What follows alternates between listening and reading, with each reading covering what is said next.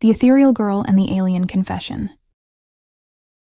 Let me share something. I can only say that I deeply trust the person who told me this story. Back when I was in graduate school, I met a local girl, and we dated for a while. She was stunningly beautiful, with an ethereal kind of charm, and her personality didn't quite match the typical local girls. I often took the bus to see her during that time. She's probably in Canada now, and we've lost contact for years, so I figure it's fine to share this without anonymity. Treat this as just a story. It feels too bizarre to me. One time, I asked her about her past relationships. She said that before we got together, a local guy had been pursuing her, but she never agreed to date him. She paused, then continued, saying that one night, this guy invited her for a late-night snack. He'd probably had a bit to drink and told her that he was actually an alien. When I heard this, I nearly spit out the water in my mouth. She went on, saying that the guy knew she didn't believe him. So, he took a metal skewer from the barbecue and pushed it through a small hole under his ear, and it came out on the other side of his head. Then, he asked her to silently think of a sentence, and he would say out loud what she was thinking. In other words, it was like mind reading. She also said the guy invited her to his home for a visit, and had dinner with his family. The guy's family were all doctors at a hospital, and he himself was studying medicine at Tongi University. She mentioned that the guy's father seemed pretty ordinary, but his mother looked a bit unusual. Her eyes and ears reminded her of elves, like the ones in The Lord of the Rings, which was super popular at the time. I figured she was referring to the elven look from the movies.